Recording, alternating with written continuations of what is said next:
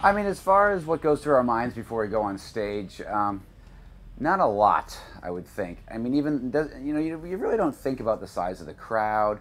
In fact, sometimes the smaller the crowd, the more nerve-wracking the show is because, you know, you can see everything. With a big crowd, it almost becomes a blur. I mean, I think that, you know, I don't know, nothing, you know. It's weird. It's not to sound jaded, but you do something so much that you just kind of snap into the mode of working. I guess the main thing we're probably all thinking is we hope everything works. To be honest, what goes through my head right before I go on stage is I want to get it over with. Honest, you know, like I'm not pumped up, psyched, and like yeah, you know. I remember David Vincent came to backstage before a show that we were playing in Tampa, his home. I think he lives there. Anyways, are you ready to fuck shit up? Fuck, you know, like, and I was like, no. And the look on his face is just like he couldn't understand. He couldn't understand, you know. But I'm not like one of those kind of, you know, guys. So I'm usually dreading it, you know, a little bit before. Yeah, just like hopefully my lip gloss matches my fishnets, you know what I mean? And you know, it looks good. I mean, you know, because you got to be professional about certain things.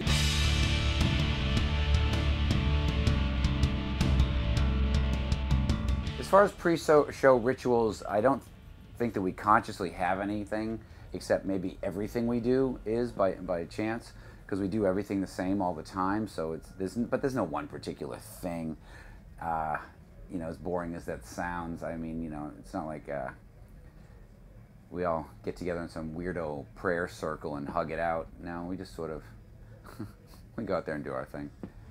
A handshake between the five of us, and that has to happen. So like once we hear the intro starts rolling, you can't shake hands before you hear the intro. But once you hear the intro rolling, it's like, okay, shake hands. And if somebody is missing, like Axe might be, you know, our drummer might be somewhere else, you have to find him. You know, it won't go on unless there's a handshake. Now, actually, it's really important to get into the vibe with the guys, that you're one before you go on stage, and then sometimes just sitting together before you go on stage, have a drink or something, like just playing. Like we played with Metallica as a support, and I don't know if they do that with every show, but with the shows that we did with them, they went into this special place and they were just jamming, and then at the last moment they made the set list, and then somebody goes with set list to the stage, and we've done that sometimes now. That works great because you're really into the vibe. Oh yeah, this sounds good. Okay, we're gonna play this song, that song. Okay, let's do this way and learn from them. That really works and really gets you fired up and full of energy.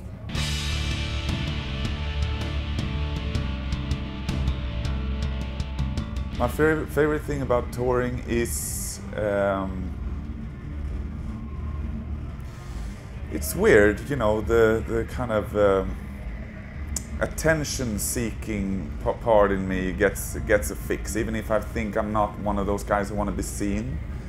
Once I'm up there, sometimes, not all the time, but usually it's I feel good with getting that type of attention, I have to say.